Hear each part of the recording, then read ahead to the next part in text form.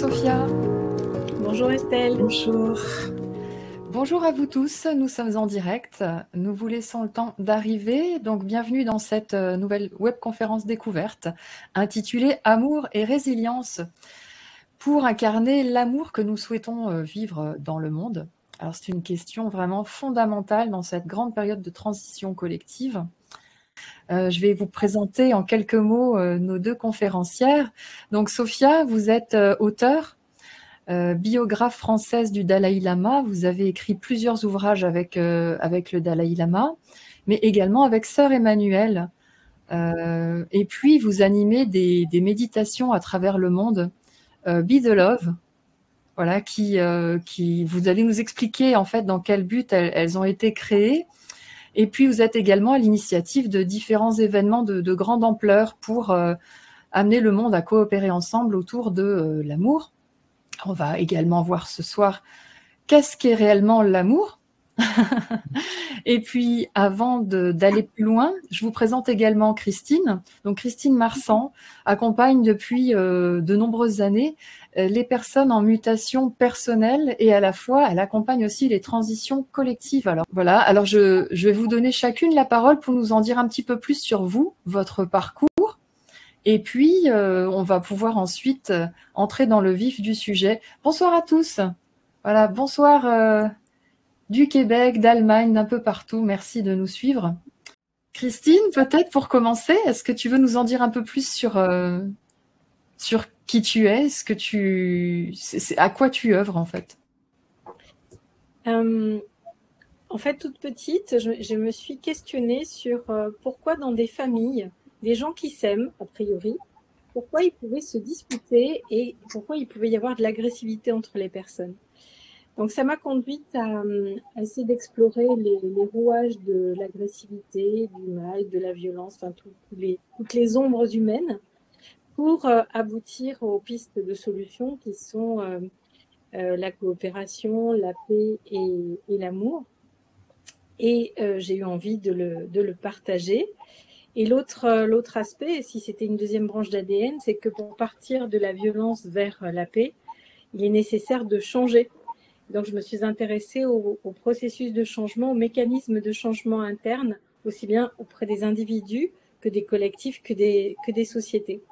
Et donc, c'est ces deux branches d'ADN tissées ensemble qui font que j'essaie d'apporter une autre qualité de lien entre les personnes au service de la paix et d'une nouvelle qualité de conscience.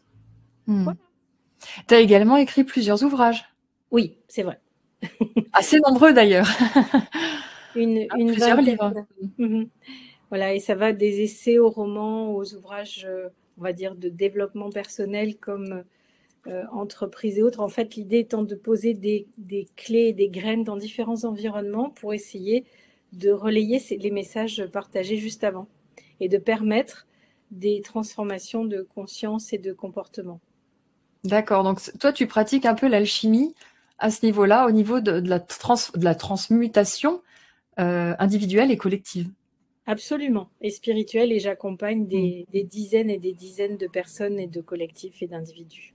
Qu'est-ce que tu entends par résilience? Pour toi, ça signifie quoi ce mot? Comment tu le définirais? Alors, juste un petit mot de contexte, nous sommes dans une période que nous traversons tous, qui est quand même assez compliquée, pas facile à vivre, qui est assez délicate, et qui requiert une énergie phénoménale de vie. Et pour moi, la résilience, c'est pas uniquement qu'une question de se relever après un traumatisme, c'est cette énergie extraordinaire du vivant, comme la petite tige qui pousse, le petit brin d'herbe qui pousse dans le granit. C'est-à-dire que le vivant nous donne des clés et nous montre le chemin pour arriver à renaître, à pousser à nouveau. Et c'est de cette résilience-là dont je parle, c'est-à-dire nos capacités très souvent inconnues, méconnues dès l'instant qu'on n'est pas face aux situations et qui vont aller chercher ce qu'on a de plus puissant, de plus vivant, de plus vibrant en nous pour aller le révéler et nous permettre de rebondir des situations délicates qui ne sont pas toujours traumatiques, mais cet élan qui nous permet de revivre. Sophia, donc, est-ce que tu souhaites, on peut se tutoyer, parce que ça va Oui, arriver un moment ou un autre.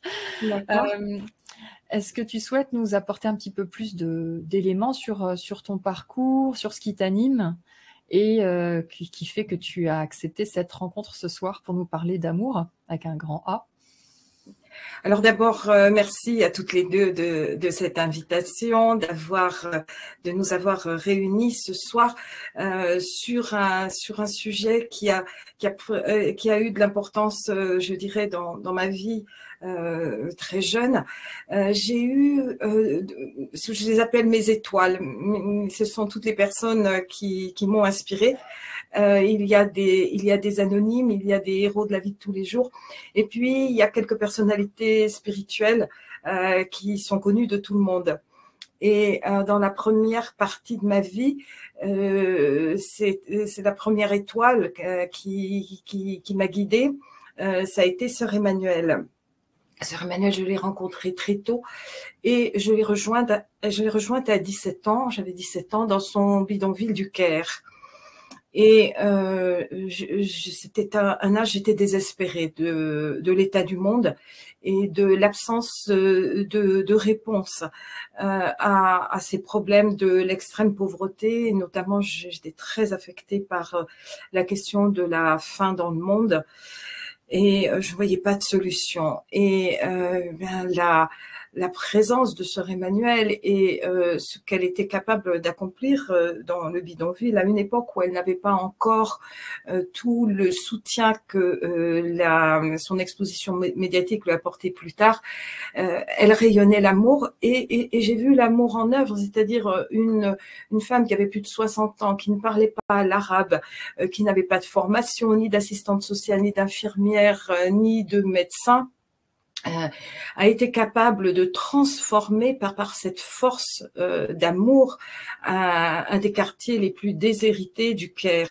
Et plusieurs fois, elle m'a dit, mais ce qui m'a permis d'accomplir cette œuvre, c'est justement l'amour et l'amour du Christ qui me traverse. Donc, ça a été vraiment un exemple lumineux et cette lumière continue de m'accompagner à travers les situations du monde d'aujourd'hui et la recherche de solutions. Et puis, la deuxième étoile, c'est en 1992. Ma voix intérieure me disait d'aller à Dharamsala dans le nord de l'Inde. Et autour de moi, tout le monde me disait, mais qu'est-ce que tu vas faire à Dharamsala? Il n'y a rien à voir à Dharamsala. Et donc j'ai suivi ma guidance intérieure et en fait une des premières personnes rencontrées à Dharamsala était le Dalai Lama. À l'époque, j'avoue que je n'imaginais pas même que je le reverrais, encore moins que j'écrirais 4 livres avec lui, que je traduirais aussi ses conférences et tout ce qui s'en est suivi jusqu'à aujourd'hui. Et ça a été aussi l'immersion dans une tradition spirituelle que j'avais déjà approchée, mais que donc j'ai approfondie.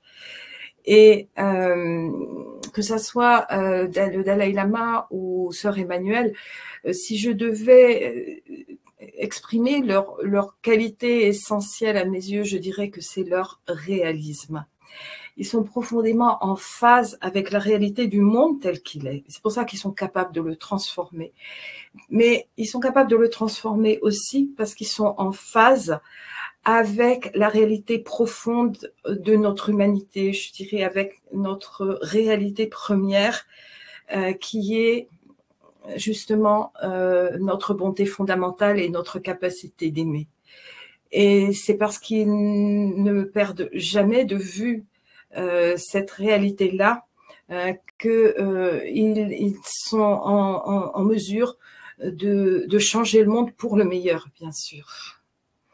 Voilà, donc j'ai rencontré en plus des acteurs internationaux du changement, des personnalités qui sont profondément engagées dans ce réalisme et cette conscience que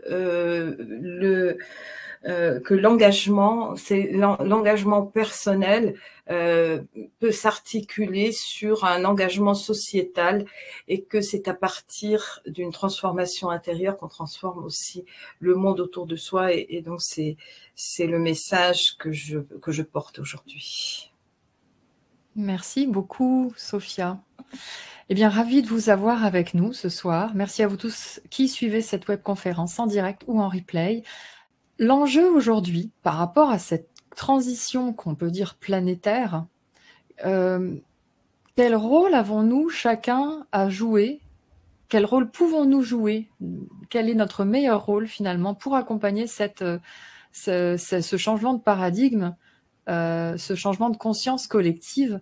Comment est-ce qu'on peut chacun à notre mesure, à notre niveau, y contribuer favorablement selon vous? Laquelle d'entre vous souhaite répondre en premier? Christine, peut-être. Ce que j'ai envie de partager avec la question que tu nous proposes, c'est que plus c'est compliqué, et là on a vraiment une situation qui est quand même très compliquée et complexe, et plus beaucoup de gens décrochent, c'est-à-dire il y a une tendance au repli, au conservatisme, au communautarisme, à s'opposer. Et pour dépasser ça, pour moi, ce qui est une évidence, c'est qu'il faut qu'on change de plan de conscience déjà intérieur, qu'on aille encore plus loin en qualité d'amour, qu'on s'abandonne encore davantage dans la guidance de la source, appelons la source comme on le souhaite, selon nos croyances. Ça implique vraiment un abandon de qui on a pu être, si on n'a pas été déjà immergé par et dans l'amour tout de suite, pour aller vraiment au niveau de qualité vibratoire essentielle et se donner cette connexion à la source, cette guidance-là, pour se transformer soi-même, pour vraiment limiter le maximum les scories intérieures, les scories d'ego, de projets, d'objectifs, de je ne sais pas quoi, pour se laisser guider. Alors, se laisser guider de la même manière que le précisait Sophia, c'est-à-dire pas n'importe comment, mais ancré terre-ciel, c'est-à-dire se laisser agir tout en étant réaliste. Voilà, c'est par opposition à quelque chose qui serait un peu déconnecté. Donc pour moi, c'est vraiment oser ce niveau de conscience, entre guillemets, supérieur, qui va nous permettre de donner le meilleur de nous-mêmes en étant reliés à plus grand que soi. Oui, parce qu'on peut vouloir faire des choses ensemble, et d'ailleurs, il y a des initiatives parfois très, très spontanées, mais qui manquent peut-être aussi de ce lien vertical, puisque là, on parle d'œuvrer au niveau horizontal avec nos semblables, mais sans cette connexion verticale, c'est ce que je pense que c'est ce que tu essaies de nous dire, on s'assure quelque part d'une qualité de lien en se connectant à la source. C'est pas le tout de se réunir, il faut qu'on tisse du lien de qualité. Oui, la deuxième étape, c'est qu'effectivement, en ayant progressé intérieurement dans cette qualité de lien avec plus grand que soi, ça permet une qualité de lien avec les autres qui est dans une générosité, une compassion, un amour qui n'a pas de comparaison avec d'autres plans vibratoires. C'était dans ce sens-là. Et du coup, effectivement, ça transforme parce que les mots vont avoir une autre saveur, les attitudes ont un autre rayonnement. Voilà, ça va être très, très différent à partir du point de rayonnement intérieur qui est le fruit de cette connexion. C'est grâce à cette énergie qu'on peut justement transmuter les clivages, les dépasser. Sophia, vous avez peut-être quelque chose à ajouter? Alors, ça me rappelle un échange que j'ai eu il y a une dizaine de jours avec le cacique Ninawa, donc un leader amazonien qui est venu en France pour le festival de la paix au mémorial de la paix, qui a d'ailleurs interpellé le président Macron sur la situation de l'Amazonie.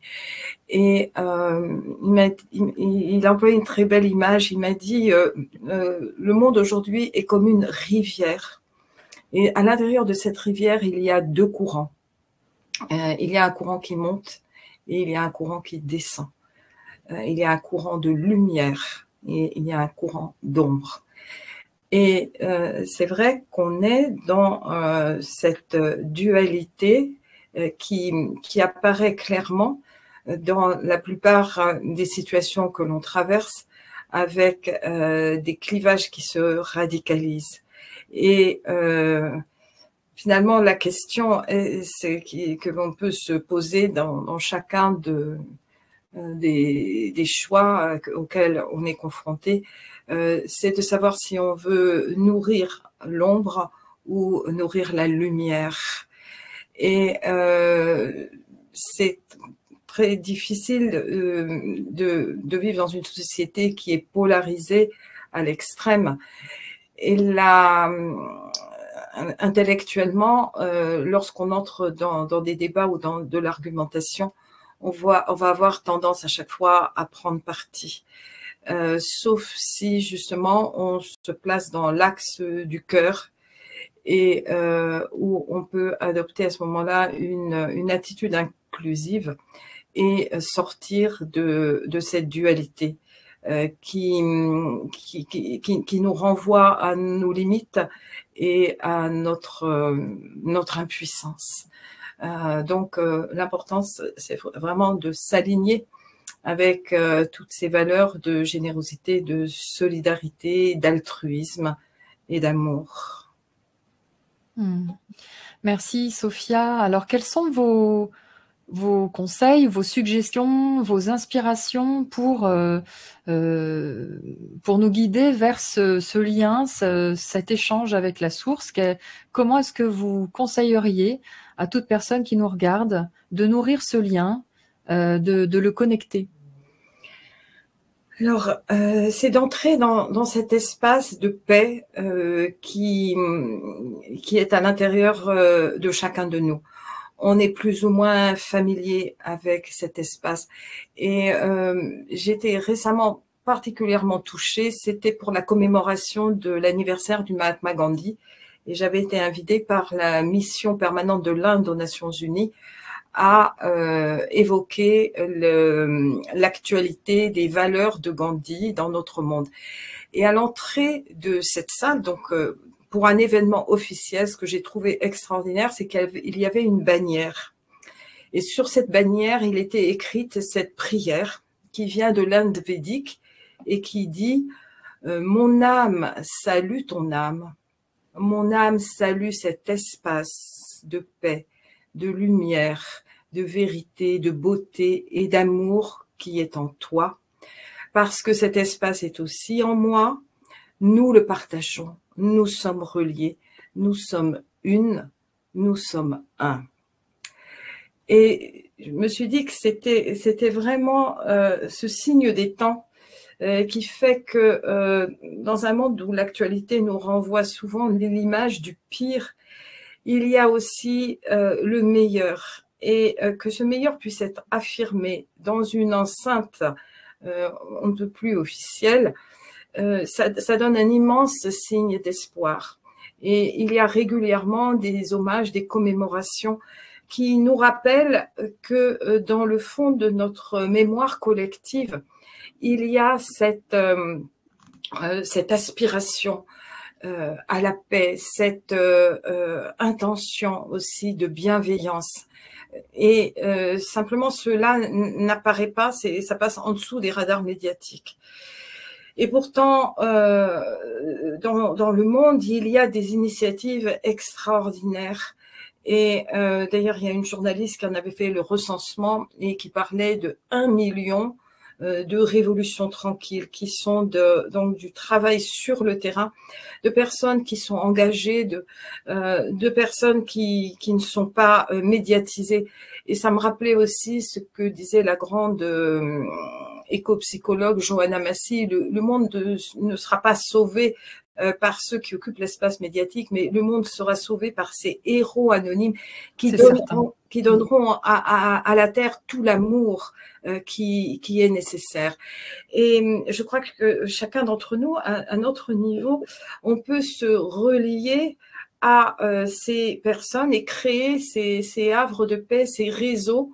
C'est ce que fait aussi Christine, bien sûr, et ce que je fais de mon côté. Et justement, ce soir, nous nous relions pour incarner ce nouveau monde, cette nouvelle humanité qui est en train de naître à travers nous, et que à notre niveau, chacun d'entre nous, comme dit Jane Goodall, qui est aussi une grande personnalité par son action pour les animaux et pour la biodiversité, il n'y a pas une forme de vie qui n'ait pas sa place et qui ne contribue pas à l'édifice de la vie. Donc c'est retrouver cette souveraineté intérieure qui nous permet de rayonner et d'agir sur le monde, et ça c'est un travail intérieur aussi qui se fait avec différentes approches. L'approche qui est la mienne, c'est celle de la méditation. Et là, je terminerai avec, je me suis approprié, je ne sais plus la formulation exacte, c'était le maître zen Thich Nhat Hanh. Donc, je reprends quelque chose une intuition extraordinaire lorsqu'il dit « Méditer est un acte de civilisation ». Tu souhaites rebondir sur ce que vient de nous partager Sophia ? Oui, j'apporterai une voix complémentaire pour répondre à la question de la notion de l'inclusif et comment est-ce qu'on peut s'y prendre pour.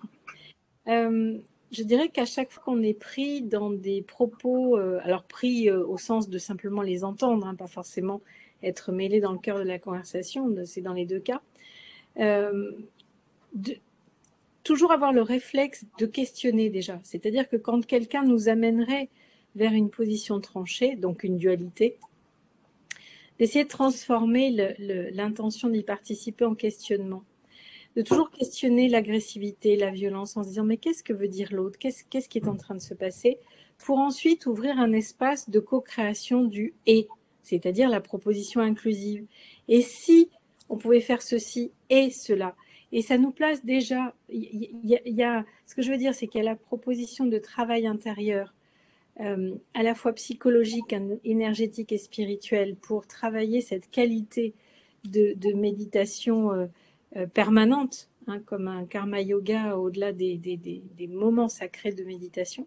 Et puis il y a aussi des facettes plus cognitives, plus dans la relation. Comment est-ce qu'on va s'y prendre pour interagir avec l'autre, autrement que les propositions dans lesquelles les clivages médiatiques, les clivages de buzz nous mettent.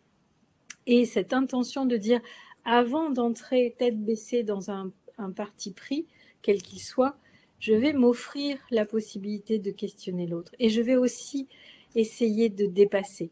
Et ce point de vue du « et », cette envie du « et », c'est vraiment un appel de l'unité. Hein. De l'unité, on arrive dans l'incarnation à la dualité, et si on veut revenir à l'unité, on réinvente par le tiers cette unité. Donc, les chemins peuvent se faire par le cœur, le corps, la méditation, et aussi par la pensée et la discussion. Et donc, les deux ensemble, le mélange des deux peut nous amener à des moyens très pragmatiques, très réguliers, très concrets de changement de comportement. Et un autre point que je voudrais mentionner aussi, c'est d'avoir le réflexe d'une observation permanente. Donc, pas une hypervigilance, hein, une observation à ce qui est, aussi bien à l'intérieur de moi que dans la relation qu'autour de moi. Et cette observation permanente, c'est-à-dire cette présence permanente, cette multiprésence, va faciliter grandement notre capacité à affiner la perception pour avoir une attitude la plus juste possible, puisqu'elle va être en écho, en lien avec ce grand soi à l'intérieur, c'est-à-dire cet espace dont Sophia, tu parlais, qui était une invitation en ce jour de l'anniversaire de Gandhi, écrit en toutes lettres. Voilà ce que j'aurais envie d'apporter en complément. Merci Christine. Alors, ce que ça m'évoque, c'est que tu parles de deux entités qui sont de bonne volonté, c'est-à-dire potentiellement de même conscience, pour pouvoir faire le... Non, je parlais justement de gens qui vont être très très clivés, Oui. donc des gens qui vont être très opposés, et comment soi-même, si on est spectateur, pris à côté dans cette réalité-là, comment est-ce qu'on peut avoir un rôle, pas uniquement de médiation, mais d'inclusion. Après, c'est pas la même chose si on est pris à partie soi-même, c'est-à-dire si on n'est plus que deux et qu'on est donc dans une interaction à deux. Et c'est là que je place la question, c'est-à-dire au lieu de forcer le trait de partisan, c'est d'essayer de faire un pas de côté par le questionnement. Ça peut être par la poésie, ça peut être par la beauté, ça peut être par amener par exemple, à ralentir aussi le rythme de parole, par s'offrir un silence. Enfin, il y a une multitude d'options possibles pour faire autre chose que rentrer tête baissée dans la querelle et dans l'opposition. Nous avons Olivier qui dit je ne sais pas questionner les médias, donc je subis les peurs et les désinformations. À part s'en couper pour nourrir ma paix intérieure, que puis-je faire d'autre? Je commence et puis je laisse Sophia répondre après. Je dirais déjà, oui, première étape, c'est effectivement se couper des sources qui ne nous font pas du bien, dont on sent que vibratoirement, ça ne nous conduit pas vers l'amour. En effet, on ne peut pas interagir forcément avec le ou les médias qui nous sollicitent. Par contre, ce qu'on peut faire avec soi-même, c'est aller écouter la peur. Qu'est-ce que c'est venu faire vibrer en soi? Donc, si c'est venu faire vibrer de la frustration, de la colère ou de la peur, tiens, et pourquoi est-ce que je réagis comme ça? Et est-ce que je peux trouver un autre espace, l'espace de paix dont parlait Sophia? Est-ce que je peux aller chercher, connecter un autre espace intérieur de paix, d'amour, qui va me permettre d'accueillir et de transmuter ce que je viens de recevoir pour l'amener à un autre niveau vibratoire. Et donc de passer du plexus où on est dans les émotions au cœur qui va nous amener à quelque chose de bien plus vaste. Merci Sophia. Alors, bien sûr, l'actualité nous confronte à des images terribles, à la limite du supportable. Et c'est une vraie douleur. Alors, il peut y avoir parce que c'est tellement insupportable, on va être dans le déni, on peut être aussi dans la fuite, mais en même temps, on se sent hanté par ces malheurs du monde. Et on a l'impression, avec les catastrophes qui se produisent à répétition, finalement, est-ce qu'il y a un lieu du monde où on pourrait être épargné par ces malheurs et par cette souffrance de l'humanité? Alors, il y a justement des méditations qui aident à prendre sur soi, à accueillir avec des techniques énergétiques la souffrance, la douleur que véhiculent les médias, et à les faire entrer dans cet espace du cœur où on les transforme en lumière, et à son tour de rayonner la lumière vers ces personnes, vers ces images ça peut être des écosystèmes en détresse, ça peut être des animaux ou des populations. Et c'est une méditation qui est à la fois donc bénéfique pour soi, parce qu'elle permet justement, elle évite d'être dans le déni et dans la fuite, et elle permet d'accueillir cette souffrance, et en même temps de la transformer au niveau énergétique. Nous sommes dans un univers de vibration et d'énergie. Et donc, toutes ces pensées d'amour, tout ce rayonnement d'amour il va aussi entrer en synergie avec d'autres grandes consciences d'humanité qui rayonnent cette vibration d'amour, et c'est une manière d'accompagner aussi ces catastrophes et ces souffrances du monde. C'est le sens de la prière dans toutes les traditions. Et un grand méditant rapportait cette anecdote où il était coupé du monde dans une grotte avec un yogi, et ce yogi avait la perception d'une catastrophe qui se produisait littéralement aux antipodes, et il était entré dans un état donc de profonde méditation pour accompagner la souffrance des personnes qui se trouvaient sur le lieu de cette catastrophe. Donc pour l'accompagner en rayonnant de l'amour vers ces personnes. Et lorsque ce méditant est sorti de sa période de retraite, il a découvert qu'effectivement il y avait eu un tremblement de terre meurtrier, et que ça correspondait à cette époque, à ce moment où le yogi avait perçu cette énergie de souffrance qui arrivait jusqu'à lui.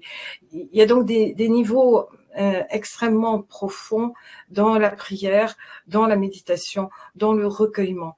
Et on n'a pas besoin de passer toute une vie dans une grotte et en méditation pour accompagner justement toutes ces détresses humaines, ces détresses naturelles. C'est à travers un exercice d'ouverture du cœur, et plus on le pratique, et plus on va à la fois ressentir ces souffrances, et à chaque fois c'est une douleur, mais à chaque fois on ramène tout ça vers cet espace de paix et de lumière intérieure, là où brille l'amour, et c'est dans l'amour qu'il y a l'issue, et que on peut accepter et regarder en face la réalité. C'est pour ça que je parlais tout à l'heure de Sœur Emmanuel ou du Dalai Lama, en disant qu'ils sont profondément réalistes. C'est-à-dire que ils sont complètement immergés dans la réalité humaine, et dans la réalité humaine, il y a une dimension de souffrance immense. Mmh. Merci Sophia. Catherine nous dit, bon, tout cela est très beau, mais que faire de nos propres zones d'ombre? Est-ce que la dualité que l'on constate dans notre monde ne reflète-t-elle pas notre propre dualité intérieure? Moi, je pense avoir déjà en partie répondu, c'est-à-dire que ce qu'on peut faire pour ces ombres à l'extérieur de nous, on les fait aussi bien sûr avec soi-même, et c'est peut-être avec soi-même qu'il est judicieux de commencer, parce qu'en fait, en regardant ses propres ombres, on va développer de la compassion et de la tolérance, parce qu'on va comprendre aussi que ces ombres que l'on a en soi, bien les autres aussi les ont, et donc ça va nous permettre de sortir du jugement, et en accueillant nos propres ombres, on accueille aussi les ombres d'autrui. Donc il y a, c'est même essentiel de commencer aussi par sa propre souffrance, d'aller la visiter, de voir quelles sont les cicatrices émotionnelles, énergétiques, physiques aussi qui sont liées à ces souffrances. Donc c'est un apprentissage où on est à la fois l'observateur et aussi le terrain d'expérimentation. Christine, je sens que tu souhaites ajouter quelque chose. Oui, je pense que c'est important de revenir sur quelque chose qu'on a évoqué à peine tout à l'heure. Il y a autant le travail par soi-même et avec soi-même que ce qui est en train de se développer un peu partout, qui sont ces cercles de parole, cercles de méditation, qui sont des fraternités, des communautés, des personnes avec lesquelles on peut cheminer ensemble. C'est-à-dire comment on peut prendre appui les uns avec les autres sur ces traversées de chemin.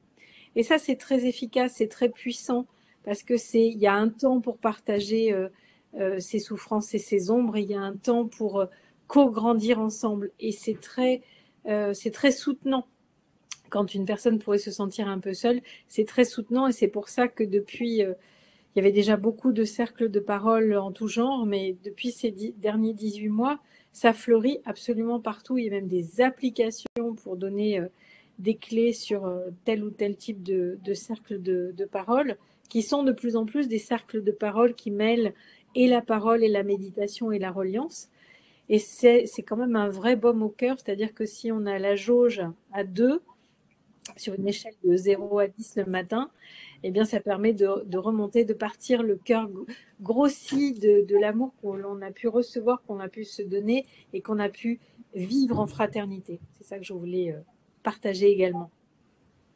Merci Christine. Alors il me vient une pensée du maître Omram Mikhaël Ivanov qui disait que la vérité c'est l'amour plus la sagesse. Il est vrai que on parle de qualité de cœur, on sait que tout le monde n'est pas à ce niveau de conscience dans le monde. Comment œuvrer avec ces qualités de cœur, avec cette ouverture de cœur, tout en pouvant continuer d'œuvrer, c'est-à-dire de ne pas être... comment vous gérez les limitations que vous pouvez rencontrer avec la conscience d'autres personnes? Je vais peut-être commencer, comme ça je laisserai l'espace à Sophia aussi après. Je pense que plus on ouvre son cœur pour accueillir l'autre dans sa différence, plus on grandit soi-même en amour et plus on lui offre un espace pour rayonner lui-même en amour. Donc c'est arriver à aimer l'autre au-delà de son propre amour de lui-même et souvent d'ailleurs de désamour de lui-même. Donc il y a quelque chose de cet ordre-là, un peu comme on peut avoir avec un enfant. Un enfant, on va chercher à l'amour, à l'aimer au-delà de ce qu'il est peut-être en capacité de faire. Et s'il vient de tomber, eh bien, on va aller l'embrasser, le chérir, le tenir dans ses bras et l'aider à se relever. Donc, quand il y a de la blessure, de la souffrance, ou quand on se fait attaquer soi-même, c'est se dire, et si j'offrais plus d'amour encore? Il y a Marie-France qui dit « Vous êtes des amours, je vous aime, merci ». Bisous Marie-France du Québec. Oui, Christine? Non, rien, je voulais offrir la parole à Sophia. Alors, oui, j'aime bien cette citation et dans les textes tibétains, on dit tout le temps que l'amour et la sagesse sont comme les deux ailes de l'oiseau. Donc, amour et sagesse sont complémentaires. Et en fait, c'est aussi que l'amour, c'est prendre soin. Et donc, il faut des stratégies. Donc, il y a une première, je dirais, un premier état de conscience empathique où on perçoit la souffrance de l'autre. Donc là, on est dans l'empathie. Et ensuite, dans l'amour et dans le soin, on est dans un état de conscience où on va mettre en œuvre justement des stratégies pour aider cette personne, pour lui permettre de sortir d'une situation problématique. Et là, donc, c'est en fait, on est plus à ce moment-là, on va être plus dans le cerveau gauche, l'analyse de la situation, le diagnostic, le problème, et ensuite la mise en œuvre des moyens pour en sortir. Donc l'amour peut pas se limiter à la conscience empathique. Il implique, et d'ailleurs dans le fonctionnement cognitif, l'empathie correspond à certaines zones cérébrales, alors que l'amour en action inclut aussi le raisonnement, inclut donc d'autres paramètres et donc c'est ce qui est exprimé dans la sagesse, c'est-à-dire la connaissance de la situation et des remèdes qu'il faut apporter. Donc c'est en effet. Alors j'aime bien l'image de l'oiseau et des deux ailes qui sont qu'on peut voir derrière toi. Ah oui, ça c'est le signe, c'est l'oiseau céleste, le signe céleste, oui. Merci. Donc c'est ça, c'est un équilibre en fait. C'est aussi l'alchimie du cœur, réunir dépasser, je dirais même les deux polarités. J'aimerais qu'on parle peut-être de la dimension de la guérison des blessures collectives, c'est-à-dire comment est-ce qu'on passe d'un amour, on va dire personnel, le sentiment d'amour, à l'amour avec un grand A, qui permet, à travers notre propre travail sur nous-mêmes, bien sûr, de pouvoir changer ce paradigme et pouvoir vivre l'amour collectivement et ainsi guérir les blessures que vit notre société. Ça nous amène aussi à une question, pardon, j'inclus une autre question dedans. Est-ce que l'humanité ne serait pas en train d'épurer un certain karma pour pouvoir justement à s'ouvrir à cet amour au niveau collectif, puisque nous avons ici sur Terre le libre arbitre. Alors là, je vous laisse répondre comme vous le sentez. Je vais peut-être commencer, je te laisserai, Sophia, agrandir le propos avec tes propres références. Je me souviens du premier ouvrage que j'avais écrit qui s'appelait « En quoi le mal nous rend plus humains ?» et j'avais hésité sur la fin. Je m'étais dit, est-ce que je mets l'éthique ou l'amour comme fin? Donc pour moi, c'est un peu comme tout à l'heure, l'amour et la sagesse, ce sont deux choses qui vont ensemble, puisque l'une, c'est quand même une orientation de l'acte, et l'autre, c'est avec quel cœur, avec quel rayonnement on agit. Et à ce moment-là, c'était en 99, un certain nombre de philosophes, en tout cas occidentaux, reléguaient l'amour à l'espace intime et individuel. Pas uniquement au niveau de l'éros, mais vraiment dans la sphère, l'amour pouvait opérer et faire quelque chose et soigner, mais dans la sphère vraiment de la famille, du couple, de l'amour. Et en quelques années, en quelques décennies, ce qui est formidable, c'est que ces mêmes philosophes ont pu changer leur point de vue et considérer que l'amour devient une catégorie collective, c'est-à-dire que ça devient une énergie à partir de laquelle on pourrait peut-être agir. Quand je dis peut-être, c'est vraiment avec la limitation de notre, je dirais par exemple de la France, qui voit moins la spiritualité ou l'intériorité comme étant un levier majeur de transformation. Donc je trouve qu'en 20 ans, c'est formidable de voir que quelque chose qui était réduit à la sphère du foyer, quelle qu'en soit la composante, devient, par ceux qui sont détenteurs de connaissances, d'arriver à dire, voilà, ça devient une énergie collective et qui va permettre de transformer le monde. Donc c'est comme si les philosophes, dont on pourrait supposer qu'ils sont détenteurs de Sophia, de sagesse, venaient de connecter un plan vibratoire d'amour plus essentiel qui leur permet d'entrevoir que l'amour devient une réponse collective aux mots qu'on sait co-créer. Aux mots qu'on sait co-créer, c'est juste. Et à ce sujet, alors pour les personnes qui résident en Europe, vous allez bientôt proposer un événement en Bretagne. Donc là, pour les personnes qui voudraient vous rencontrer en présentiel et vivre ce travail avec vous, je saute sur l'occasion. Hein. Oui, mais je trouvais que c'était chouette si Sophia pouvait aussi donner son point de vue sur l'amour, parce que je sais qu'elle en est tellement porteuse que ça mériterait d'écouter ça. Bien sûr. Et ça sera de toute façon une des clés et un des germes qu'on aura au mois de novembre. Donc, les deux seront liés. Oui, alors rapidement, je pense que ce qu'on a vu, Christine, tu faisais allusion justement à ce changement d'interprétation et de compréhension profonde, c'est que le mouvement de la non-violence a montré historiquement qu'il était possible, par exemple, donc ça a été l'exemple de Gandhi, de libérer l'Inde de la tutelle du Raj britannique par des méthodes non violentes. Et Martin Luther King s'est profondément intéressé et s'est passionné même pour le combat de Gandhi. À l'époque des droits civiques, en 1963, en pleine bataille des droits civiques, il a quand même écrit un livre qui s'appelle « La force d'aimer ». Et ce livre est directement inspiré de sa lecture de Gandhi et de sa méditation de Gandhi. Il ne s'est pas contenté d'ailleurs de le lire, il est allé aussi en Inde. Il a voulu aller sur les lieux même où le Mahatma avait vécu et avait rassemblé aussi des foules pour libérer son pays.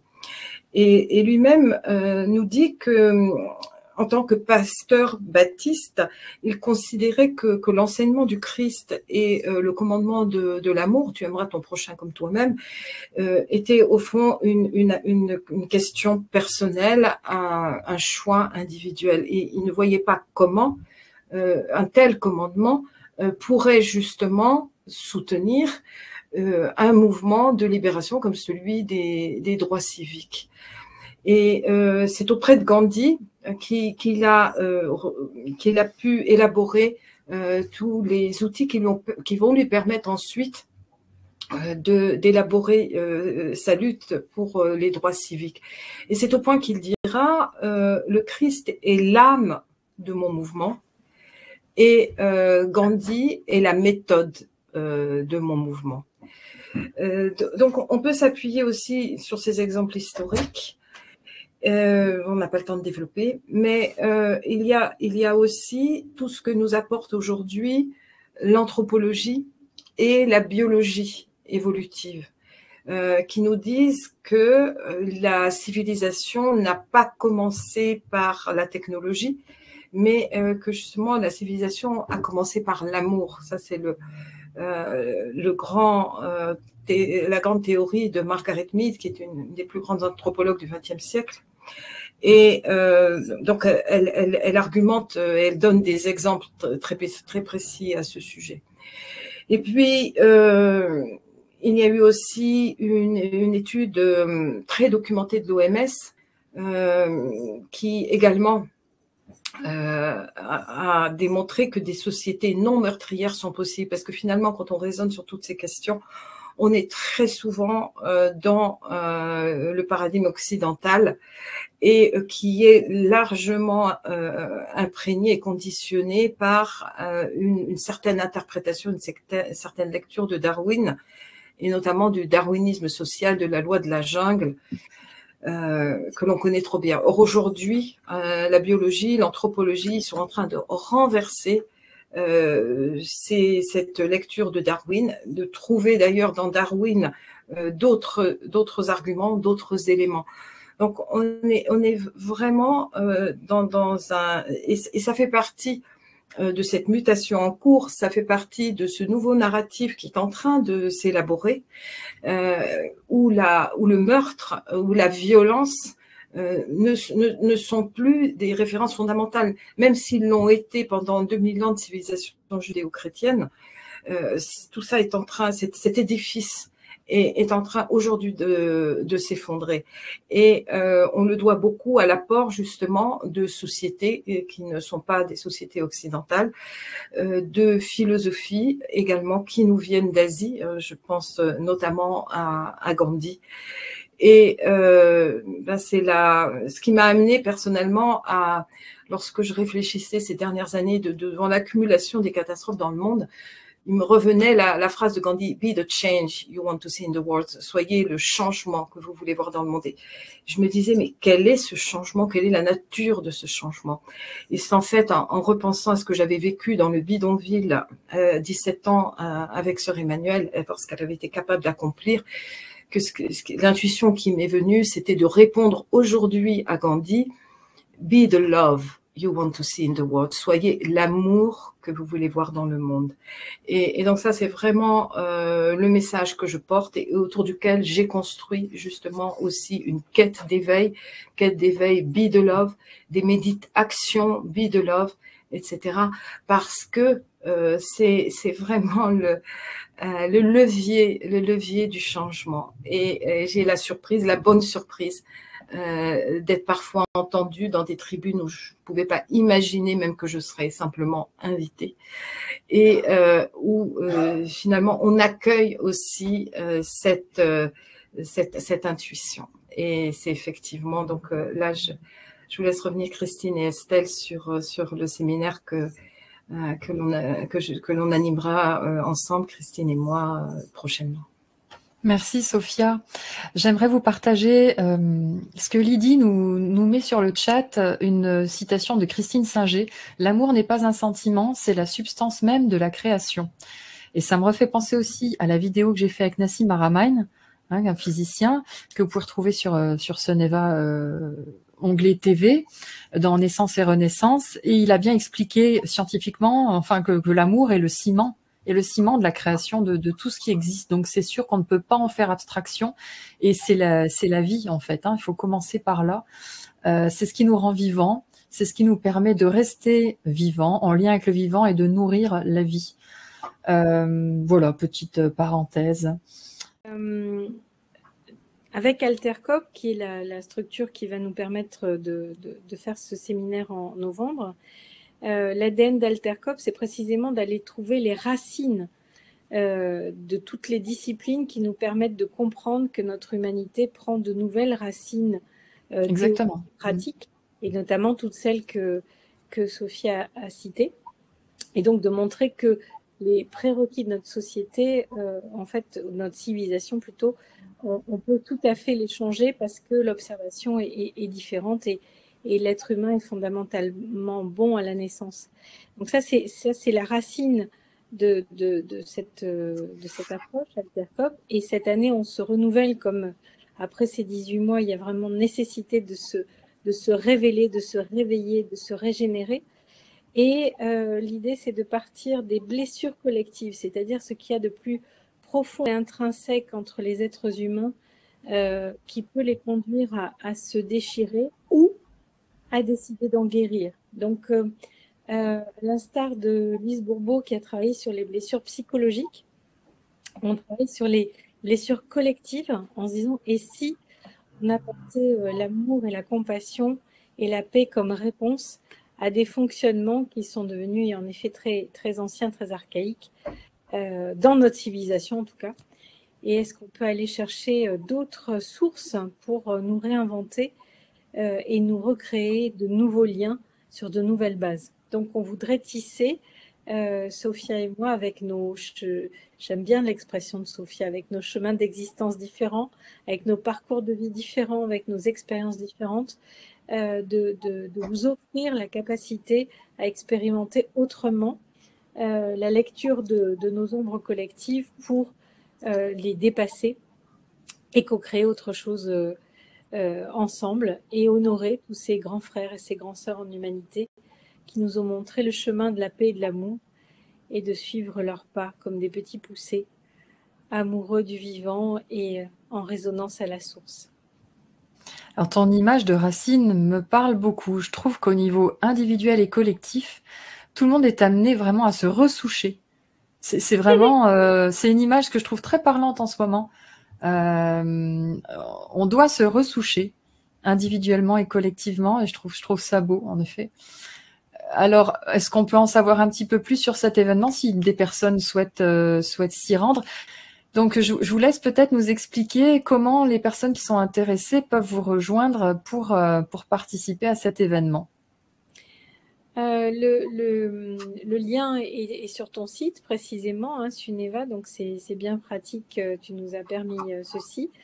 Donc c'est un événement qui a lieu du 11 au 14 novembre en Bretagne, dans le Morbihan Sud, et nous allons tisser ensemble, je vois Olivier qui parle comment est-ce qu'on peut partir de nos lumières collectives, mais absolument, c'est bien de ça dont il s'agit, on va croiser nos lumières collectives pour permettre d'alchimiser les ombres.